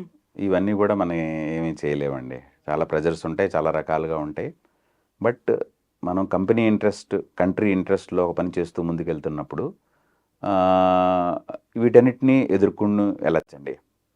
అది కాకుండా మా ఎంటైర్ టీమ్ హ్మ్. మాతో పాటే ఉన్న ఒక ధైర్యం, మా స్టేట్ గవర్నమెంటు, సెంట్రల్ గవర్నమెంటు, మా మినిస్ట్రీ, మా మినిస్టర్ మన ఈ డెసిషన్ వెనకాల మనకి సపోర్ట్ చేస్తారనే ధైర్యం, వీటన్నిటి వల్ల మనము ముందుకెళ్ళగలుగుతామండి. ఆ విధంగానే అన్ని విధాలుగా కూడా నాకు అన్ని రకాల సపోర్టు ది స్టేట్ గవర్నమెంట్ నుంచి కానీ, తర్వాత కోల్ మినిస్ట్రీ నుంచి కానీ, తర్వాత honourable coal minister Kishan Reddy గారి నుంచి కానీ, హ్మ్. అందరి నుంచి కూడా చాలా మంచి సపోర్ట్ వచ్చిందండి. దానివల్లనే మనం అన్ని పనులు చేయగలిగాం. ఒక్కోసారి ప్రెషర్స్ కూడా ఉంటాయి కదా! చాలా ప్రెజర్స్ ఉంటాయండి. సో, అక్కడ వాటిని సస్టైన్ చేస్తూ ఉన్నటువంటి ముందుకెళ్ళాలి. లోకల్ పబ్లిక్ దగ్గర నుంచి ఎంత ప్రొటెస్ట్ ఉంటుందో, హ్మ్. అక్కడ ఉన్నటువంటి లీడర్స్ దగ్గర నుంచి కూడా అంతే ఉంటుంది కదా! అవునండి. హ్మ్. కరెక్ట్. 100% కరెక్ట్. బట్ నేను చెప్పినట్టు మన ఈ సపోర్ట్ అన్ని మన వెనకాల ఉందన్న ఉద్దేశంతో కొన్ని బోల్డ్ డెసిషన్స్ కూడా తీసుకోగలుగుతామండి కంపెనీ ఇంట్రెస్ట్‌లో. సో, ప్రసన్న కుమార్ గారేమో చాలా కూల్‌గా మాట్లాడుతున్నారు. చాలా కాలిక్యులేటెడ్‌గా మాట్లాడుతున్నారు. ఇలాగే ఉంటారా ఆఫీస్‌లో? ప్రజలతో డీల్ చేస్తున్నప్పుడు కూడా ఎప్పుడైనా హార్ష్‌గా ఉండాలి, గట్టిగా నిలబడాలి, స్ట్రాంగ్‌గా వాయిస్ వినిపించాలంటే ఏం చేస్తారప్పుడు? నా టైప్ ఆఫ్ మేనేజ్మెంటే డిఫరెంట్ అండి. డిఫరెంట్‌గా ఉంటుంది. మొదటి నుంచి కూడా. హ్మ్. నేనెప్పుడు ఇంక్లూజివ్ టైప్ ఆఫ్ మేనేజ్మెంట్ అండి. సో, మీరు ఎవరినన్నా మా సంస్థలోని అడగచ్చు. హ్మ్. ఎప్పుడన్నా ఎవరినన్నా తిట్టామా? ఎవరి మీదన్నా కోపపడ్డామా? హ్మ్. ఎప్పుడూ ఉండదండి. ఎందుకంటే నేను నమ్మేది ఏంటంటే ప్రతి వాళ్ళలో వాళ్ళకి ఏదో క్యాపబిలిటీ ఉంటది. కొన్ని రీజన్స్ వలన అది క్యాపబిలిటీ వాళ్ళు బయట పెట్టలేకపోవచ్చు. బట్ దాన్ని ఇంప్రూవ్ చేయడానికి ట్రై చేస్తాం గానీ ఎప్పుడు కూడా ఈ విధంగా ఇది లేదండి. హ్మ్. అండ్ ఎంప్లాయీ వెల్ఫేర్, ఎంప్లాయీ బెనిఫిట్స్‌కి టాప్ ప్రయారిటీ ఇస్తామండి. Exactly. And even not only employees, surrounding villages, surrounding people వాళ్ళకి కూడా బెనిఫిట్ అవ్వడానికి ఏది ఉందో దానికి టాప్ ప్రయారిటీ ఇస్తామండి. దానివల్ల ఇక మనకి టెన్షన్స్ ఏమి ఉండవండి. ప్రసన్న కుమార్ గారు దేవుడిని బాగా నమ్ముతారా? పూజలు అవి ఏమన్నా? అవునండి. నేను దేవుడిని బాగా నమ్ముతానండి. ఆ! మన స్వయం కృషితో పాటు దైవ సంకల్పం, దైవ సపోర్ట్ ఉంటే గానీ మనం అనుకున్నది సాధించలేమని నమ్ముతుంటాను. ముందుకు వెళ్ళాలి అంటే ముందుకు ఉండాలి. వెళ్ళాలంటే 2 ఉండాలండి. హ్మ్. ఒక్క పూజలు చేసే సక్సెస్ అచీవ్ చేయలేం. ఒక్క హార్డ్ వర్క్ చేసి సక్సెస్ అచీవ్ చేయలేం. 2 ఉండాలని నేను నమ్ముతానండి. సో, ఇప్పటివరకు అది ఫలించింది. హ్మ్. ఇప్పుడు మనం ఊర్ల గురించి మాట్లాడుకున్నప్పుడు అక్కడ ఉన్నటువంటి ప్రజలకి కొన్ని సెంటిమెంట్లు ఉంటాయి. అక్కడ వాళ్ళు పూజించేటువంటి వాళ్ళదైనటువంటి దేవుళ్ళో, గుడిలో లేకుంటే వాళ్ళ ప్రార్థనా మందిరాల్లో ఉంటాయి. వాటిని కూడా తొలగించాలి అనుకున్నప్పుడు ఏం చేస్తారప్పుడు? మీరొక ఇంపార్టెంట్ విషయాన్ని సెన్సిటివ్ రైజ్ ఉంటుంది. చేశారండి. చాలా సెంటిమెంటల్ సెన్సిటివ్ ఉంటుంది. విషయాన్ని రైజ్ చేశారండి. మీరన్నట్టు కరెక్ట్. నేను చెప్పాను ఇందాక ట్రాన్స్ఫర్ విషయం చెప్పినట్టే. ఒక చిన్న ఊరు ట్రాన్స్ఫర్ అయితేనే మనం ఇంత ఎంప్లాయీ ఇంత ఇదైపోతాం మనం. అలాంటిది వాళ్ళు సంవత్సరాల తరబడి ఉన్న ఇళ్ళు, ఉన్న గుళ్ళు ఇవన్నీ కూడా మనం మనం ఏముంది చేస్తామంటే మనం బ్యాగ్‌లు అని సర్దుకొని వెళ్ళిపోతాం వెళ్ళిపోతాం అనుకుంటాం. అక్కడ అనుకుంటాం. బట్ అది ఫిజికల్ అటాచ్‌మెంట్ కన్నా వాళ్ళ ఎమోషనల్ ఉంటుంది. ఎమోషనల్ అటాచ్‌మెంట్ ఎక్కువ మాట. అందుకని జనరల్‌గా మేమేం చేస్తుంటామంటే అండి, అలాంటి ప్రాబ్లమ్ ఎప్పుడొస్తదంటే మనకు బళ్ళున్నా, గుళ్ళున్నా like you are telling. So, మేము వాళ్ళ కాన్ఫిడెన్స్‌ని పెంచుకోవడానికి ట్రై చేస్తామండి. బడి ఉందనుకోండి, అంతకన్నా మంచి బడి దగ్గరలోనే బ్రహ్మాండంగా కట్టిస్తామండి అన్ని ఫెసిలిటీతో పాటు. అలాగే గుడి కూడా ఏమైనా షిఫ్ట్ చేసే ముందు, దీన్ని ఏమైనా చేసే ముందు దాన్ని అన్ని ప్రాపర్ సిస్టంలో వేలో షిఫ్ట్ చేసి చూపించి. దాన్ని ఇంకా మంచి ఫెసిలిటీస్‌తో, ఇంకా మంచి లొకేషన్‌లో బాగా చేసి ఇస్తామండి. దానివల్ల వాళ్ళు దాన్ని యాక్సెప్ట్ చేస్తారండి. హ్మ్.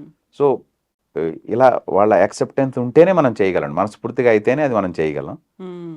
సో, ఆ విధంగా చేయడంలో మేము ఇప్పటివరకు చాలా సక్సెస్‌ఫుల్‌గా చేయగలిగామండి. సో, ప్రజల యాక్సెప్టెన్స్, వాళ్ళ సపోర్ట్ అనేది ఎంతుండాలో, ఫ్యామిలీ సపోర్ట్ కూడా అంతే ఉండాలి కదా! వాళ్ళ కోఆపరేషన్, మీ మీద వాళ్ళకుండేటువంటి కాన్ఫిడెన్స్ ఇవన్నీ ఉండాలి కదా! What about your family members అండి? చాలా థ్యాంక్స్ అండి ఈ క్వెషన్ అడిగారు. లేపోతే తెర వెనక ఉన్న వాళ్ళందరూ అవును. కూడా నిజంగా. వాళ్ళు అలాగే లేకపోతే ఉండిపోతారండి. అవును. వాళ్ళు లేకపోతే ముందుకు ఈ ఎంతసేపు వెళ్ళలేమసలింకా.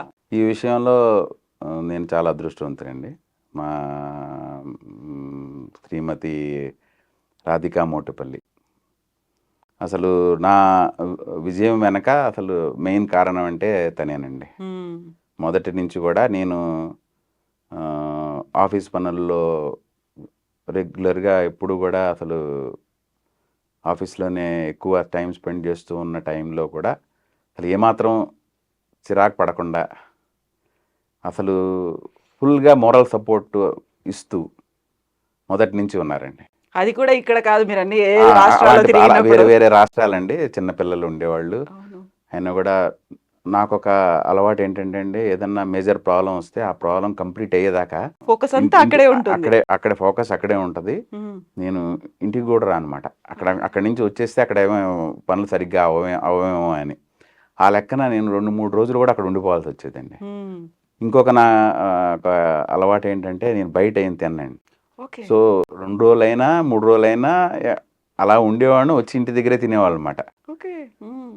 సో, నేను ఏ టైంకొచ్చినా 11, 12 ఏ టైంకొచ్చినా సరే, లేసి వేడిగా అన్నం పెట్టడమే గానీ, ఎప్పుడు గూడా అలా పెట్టేసి పడుకోవడం అనేది ఎప్పుడూ లేదండి. హ్మ్. సో, అంత కమిటెడ్‌గా ఉండేవాళ్ళు. తర్వాత మా పిల్లలు గూడా. ఇద్దరు పిల్లలు. ఇద్దరు పిల్లలు. ఒక బాబు, ఒక పాప. హ్మ్. సో, వాళ్ళు గూడా చిన్నప్పటి నుంచి వాళ్ళకేంటంటే, వాళ్ళకి చెప్పేవాళ్ళనమాట. ఇప్పుడు నేను పని చేయడానికి వెళ్తున్నానంటే, సండే రోజు వెళ్తున్నానంటే, హ్మ్. ఇది చాలామందికి లైట్ రావడం కోసం వెళ్తున్నాననే విషయం చెప్పి వెళ్ళేవాళ్ళమండి. వాళ్ళ సో, ఇంట్లో వెలుగులొస్తాయి. వాళ్ళ వేరే వాళ్ళ జీవితాల్లో వెలుగులొస్తాయి. దానికోసం నేను పని చేస్తున్నానని. ఆ! అందుకని వాళ్ళు సండే గూడా ఆడుకోవడానికి వెళ్తే, ఏంటి మీరు మీ మీ ఫాదరు ఆఫీస్‌లో ఉన్నారంట ఏంటంటే, వీళ్ళు గర్వంగా చెప్పుకునేవాళ్ళమాట. మీ హ్మ్. ఫాదర్ ఇంట్లో కూర్చున్నాడు సండే రోజు, కానీ మా ఫాదరు వెళ్లి అక్కడ వేరే వాళ్ళ జీవితాల్లో వెలుగులు తీసుకురావడం కోసం పని చేస్తున్నారని చెప్పేసి. సో, అలాంటి పిల్లలు దొరకడం నా అదృష్టం. వాట్ దే మా ఆర్ డూయింగ్ మా నౌ కో మా అండి. కోడలు గూడా అదే ఓకే. విధంగా ఓకే. అందరితో హ్మ్. కలిసిపోయి నేను ఉంటారు. అదే అడగబోతున్నా. ఏం చేస్తున్నారు వాళ్ళు అని. మా అబ్బాయి సాఫ్ట్‌వేర్ ఇంజినీర్ అండి. ఓకే. విశాఖపట్నంలో పనిచేస్తున్నాడు. ఓకే. డబ్ల్యూఎన్ఎస్‌లో. హ్మ్. మ్యారేజ్ అయింది. హ్మ్. మా కోడలు కూడా డిజిటల్ మార్కెటింగ్‌లో పనిచేస్తుంది. ఓకే. మా అమ్మాయి ఎల్ఎన్టీ కన్స్ట్రక్షన్లో చెన్నైలో పనిచేస్తుందండి.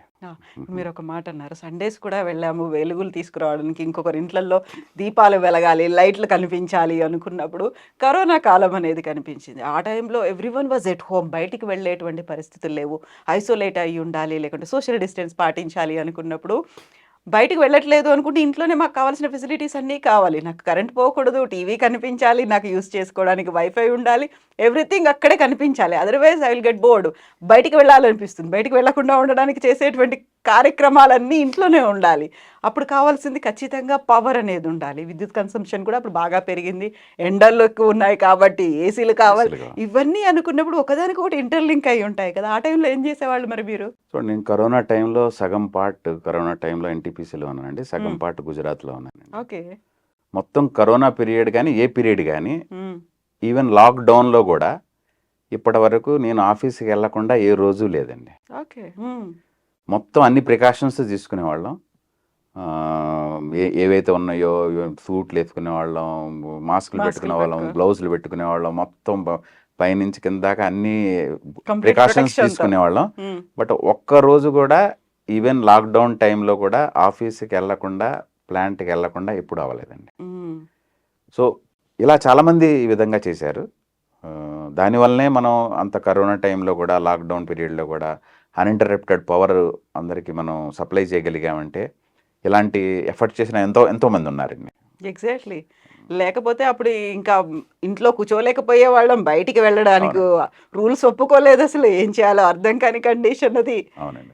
అందుకని కోల్ మైన్స్లో కానీ, లిగ్నైట్ మైన్స్లో కానీ, పవర్ జనరేషన్లో కానీ అసలు అందరూ నార్మల్ వేలో పని చేయాల్సి వచ్చిందండి. ఎందుకంటే ఈ రిక్వైర్మెంట్, పవర్ రిక్వైర్మెంట్ మీట్అవుట్ చేయాలంటే అవన్నీ అయితే కానీ పాసిబుల్ కాదండి. లేకపోతే బ్లాక్ డౌన్, షట్ డౌన్ అవుతుంది. దానివల్ల చాలా ఇల్ ఎఫెక్ట్స్ ఉంటాయి.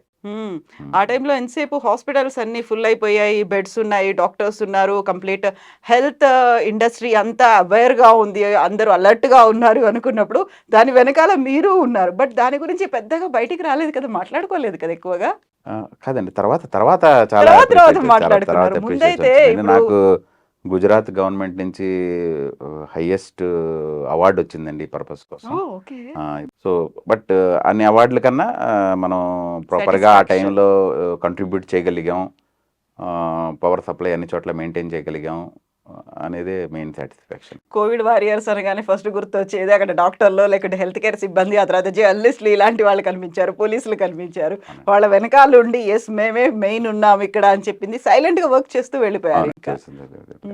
సో ఇప్పుడు ప్రసన్న కుమార్ గారికి నెక్స్ట్ టార్గెట్ ఏమైనా పెట్టుకున్నారు, నేను ఇది అచీవ్ చేయాలనుకుంటున్నాను, మీ ఫ్యామిలీ మెంబర్స్కి చెప్పినట్టుగానే మాకు చెప్పాలంటే ఏం చెప్తారు మీరు? కాదండి, ఇప్పుడు ప్రస్తుతం నేను చెప్పాను కదా మీకు, జాయిన్ అయినప్పుడు ఏ టార్గెట్స్ అయితే పెట్టుకున్నాను, ఆ పెట్టుకున్నది ఆ డైరెక్షన్లోనే అంతా అవుతుందండి. సో నేను మీకు చెప్పినట్టు 2030 కల్లా మా రెన్యూబుల్ కెపాసిటీని 7 times ఇంక్రీజ్ చేద్దాం అనుకుంటున్నామండి. And conventional capacity almost 3 times increase చేద్దాం అనుకుంటున్నాం. ఆ డైరెక్షన్లో అన్ని సెట్ రైట్ చేసి అది అచీవ్ చేయడానికి అన్ని విధాలుగా కూడా ఇప్పటి నుంచే దాని ఫౌండేషన్ వేస్తూ ఉండాలనేది నా టార్గెట్ అండి. సో దానివల్ల మనం మా కెపాసిటీ ఎడిషన్ యాడ్ చేసుకుంటాం, అది కాకుండా కంట్రీకి కూడా కంట్రిబ్యూట్ చేయగలుగుతాం. సో యూజువల్గా మన వాళ్ళు డిఫరెంట్ ప్లేసుల్లో ఉన్నారు అన్నది ఎంతైతే ఒక హ్యాపీనెస్ అనిపిస్తుందో, వాళ్ళు ఉన్న చోట కీలకమైనటువంటి పదవుల్లో ఉన్నారు మా వాళ్ళు అంటే ఒక డిఫరెంట్ ఫీలింగ్ అనేది వస్తుంది కదా. అలా మీరు ఇన్ని స్టేట్స్లో డిఫరెంట్ పొజిషన్లో వర్క్ చేసి వచ్చి ఇప్పుడు ఎన్ఎల్సీని లీడ్ చేస్తున్నప్పుడు, చైర్మన్ అండ్ మేనేజింగ్ డైరెక్టర్ అనుకున్నప్పుడు, ఎస్ మావాడు ఉన్నాడు అక్కడ అని చెప్తే ఎలా అనిపిస్తుంది ఆ ఫీల్ మీతో ఎక్స్ప్రెస్ చేసినప్పుడు? అది చాలా ఆనందంగా అనిపిస్తుందండి. చాలామంది మా తెలుగు తేజం అక్కడ ఎన్ఎల్సీకి హెడ్గా అయినందుకు చాలా గర్వంగా ఉందని చాలామంది అంటుంటారు. అది వింటున్నప్పుడు చాలా ఆనందపడుతుందండి, ఆనందం వస్తుంది. అదే ఆనందంతో పాటు అది మన రెస్పాన్సిబిలిటీ ఇంకా ఇంక్రీజ్ చేస్తుందండి. ఇంకా బాగా చేసి ఇంకా దేశానికి కంట్రిబ్యూట్ చేయాలి, అందరి ప్రశంసలు పొందాలని ఇంకా ఒక కోరికగా ఉంటుందండి. ఒక పర్సనల్ క్వశ్చన్, అక్కడికి వెళ్ళారు, అక్కడ వాళ్ళకి సర్వ్ చేస్తున్నారు, ఇక్కడ మావాడు ఉన్నాడు అనేటువంటి ఒక సాటిస్ఫాక్షన్, ఒక ప్రౌడ్ ఫీలింగో మీ చుట్టుపక్కల ఉన్నవాళ్ళు, లేదు మా తెలుగువాడు ఉన్నాడని అందరికీ ఉన్నట్టుగా అక్కడ ఉన్న వాళ్ళకు ఉంటుంది. లోకల్ కాదు ఈయన, అందుకే ఇలా ఆలోచించాడు, మావాడైతే ఇంకోలా ఆలోచించేవాడు, అలాంటి ఫీలింగ్ అక్కడున్న వాళ్ళకు కూడా వస్తుంది కదా, దాన్ని ఇలా ఓవర్కమ్ అవుతారు? చూడండి, మన థింకింగ్ ట్రాన్స్పరెంట్గా ఉండి మన యాక్షన్స్ సిన్సియర్గా ఉంటే ఎదురోళ్ళు కూడా ఇది కనపడుతుందండి. మీరు ఎక్కడికి వెళ్ళి పనిచేసినా ఒక ప్రభుత్వ రంగ సంస్థ, సెంట్రల్ ప్రభుత్వ రంగ సంస్థ సిపిఎస్యు, దానికి హెడ్ ఉన్నప్పుడు లోకల్ అవ్వచ్చు అవ్వకపోవచ్చు, బట్ ఏ విధమైన యాక్షన్ తీసుకుంటున్నారు అండ్ సిన్సియారిటీ లెవెల్స్ ఏంటి, ఇచ్చిన మాట తప్పుతున్నారా, వీటన్నిటి మీద వాళ్ళు చూస్తారు. కానీ ఈ మా రీజియనా కాదా ఇదన్నీ చూడరండి. ఇవన్నీ చేయనప్పుడు అప్పుడు తప్పకుండా ఇవన్నీ వాళ్ళకి వస్తుంది అన్నమాట. మావాడైతే ఇంకా బాగుండేది అనుకుంటారు. కానీ మనం సిన్సియర్గా ఉంటూ, ట్రాన్స్పరెంట్గా ఉంటూ, యాక్షన్స్ ప్రాపర్గా తీసుకుంటూ, ప్రాంప్ట్ యాక్షన్స్ తీసుకుంటూ, డెసిషన్స్ ప్రాపర్గా తీసుకుంటూ మనము ముందుకెళ్తే వాళ్ళకు కూడా కంపెనీ ప్రోగ్రెస్ కోసం చేస్తున్నారని చెప్పి అందరూ సహకరిస్తారండి. సో అదేవిధంగా నాకు కుల మత ప్రాంత భేదం లేకుండా మొత్తం ఎన్ఎల్సిఐఎల్ టీమ్ కంప్లీట్గా నాకు సపోర్ట్ చేయబట్టే నేను ఈ రకంగా ఇంత అచీవ్మెంట్స్ లాస్ట్ 1.5 yearలోనే మేము చేయగలిగామండి. నేను జాయిన్ అయినప్పుడు మా షేర్ ప్రైస్ 70 రూపీస్ ఉండేదండి. ఈరోజు 293 రూపీస్ అండి. ఆల్మోస్ట్ 4 times పెరగడం. ఎందుకంటే అది ఇన్వెస్టర్స్ కాన్ఫిడెన్స్ పెరిగిందండి. ఆ ఇన్వెస్టర్ కాన్ఫిడెన్స్ పెరగడానికి కారణం ఏంటంటే మా టీమ్ వర్కింగ్, తర్వాత ప్రాంప్ట్ డెసిషన్స్, ట్రాన్స్పరెంట్ వర్కింగ్, అది చాలా ఇంపార్టెంట్. అన్నిటికన్నా ముఖ్యంగా ఏంటంటే పీపుల్ ఫోకస్డ్ అండి. నాకు last year people focused CEO of the year award వచ్చిందండి. సో అది మెయిన్గా దీనివల్లనే అన్నమాట. ఏ డెసిషన్ తీసుకున్నా అది యూనిలేటరల్గా తీసుకోకుండా టీంతో ప్రాపర్గా డిస్కస్ చేసి అందరి ఇన్వాల్వ్మెంట్తో అందరికీ అడ్వాంటేజ్ అయ్యేట్టు డిసిజన్ తీసుకుంటామండి. ఇన్ని రెస్పాన్సిబిలిటీస్ ఉన్నాయి, ఒక కీలకమైనటువంటి పదవిలో మీరు ఉన్నారు అనుకున్నప్పుడు బోల్డ్ అంత ప్రెషర్స్ అనేవి ఉంటాయి, సెన్సిటివ్గా ఆలోచించాల్సినవి ఉంటాయి, సెంటిమెంట్స్ అనేవి ఉంటాయి, ఇన్ని రకాల ప్రెషర్ గ్రూప్స్ని మీరు హ్యాండిల్ చేయాల్సినటువంటి అవసరం కూడా ఉంటుంది కదా. మిమ్మల్ని మీరు ఎలా బ్యాలెన్స్ చేసుకుంటారు? ఆ టైంలో మీరు ఏం చేస్తుంటారు? పర్సనల్గా ఈ కేర్ నేను తీసుకుంటాను అంటే ఏం చేస్తారు మీరు? నా మొదటి నుంచి నాకు అలవాటు అండి. ఒకటి యోగా ఒకటి ప్రాపర్గా చేస్తుంటా అండి, టైమ్లీ చేస్తుంటాను. తర్వాత టెన్నిస్ ఒకటి రెగ్యులర్గా ఆడుతుంటా అండి. నాకు ఆఫీసు తర్వాత ఇల్లు, ఇల్లు తర్వాత ఆఫీస్ తప్ప ఇంకా వేరే ఇంకెక్కడికి కూడా లేదండి. నా మెయిన్ స్ట్రెస్ బస్టర్ మా ఫ్యామిలీ అండి. ఎంత అలసిపోయి వచ్చినా ఆఫీస్ నుంచి కానీ ఎంత వచ్చినా కూడా ఒకసారి వైఫ్తో పిల్లలతో ఇది ఉంటే అంతా కూడా మాయమైపోతాయండి. సో ఆ ప్రెజర్స్ అన్ని ఆ విధంగానే మేనేజ్ అవుతాయి. అండ్ మోర్ ఓవర్ మనం ఏం తప్పు చేస్తున్నాము, ఎక్కడ చేస్తున్నామని సరి చేసుకుంటూ కూడా. కరెక్ట్ అండి, ఇది ఇది మంచి మాట మీరు చెప్పారు. అది కూడా ఒకటి మన ప్రోగ్రెస్కి ఎంత కారణమో అంత క్రిటిక్స్ కూడా అన్నమాట వాళ్ళు. సో వచ్చే ఫీడ్బ్యాక్ బట్టి దాన్ని బట్టి కూడా ఇది ఇలా కాదు ఇలా అదని చెప్పేసి చెప్తుంటారండి. సో అది చాలా వరకు నాకు నన్ను నేను కరెక్ట్ చేసుకోవడంలో చాలా వరకు ఉపయోగపడుతుంటుంది. అది యాక్సెప్ట్ కూడా చేయాలి, చేసే ముందుకు వెళ్ళాలి కదండి, మన మంచి కోసం చెప్తున్నారు కదా ఏదైనా. Thank you so much Prasanna Kumar garu. Best విషెస్ to you and bold and achievements వచ్చాయి. Congratulations for that. అండ్ మీరు అనుకున్నటువంటి టార్గెట్ అండ్ దేశం ముందే కాదు ప్రపంచం ముందు ప్రధానమంత్రి నరేంద్ర మోదీ పెట్టినటువంటి టార్గెట్, వీటన్నిటిని అచీవ్ చేయాలి అంటే you are the key person. అక్కడ ఉండాలి, చేయాల్సినటువంటి అవసరం ఉంది. I'm not saying do your best అని నేను అనను, జస్ట్ కీప్ గోయింగ్ అండి. Thank you so much Prasanna Kumar.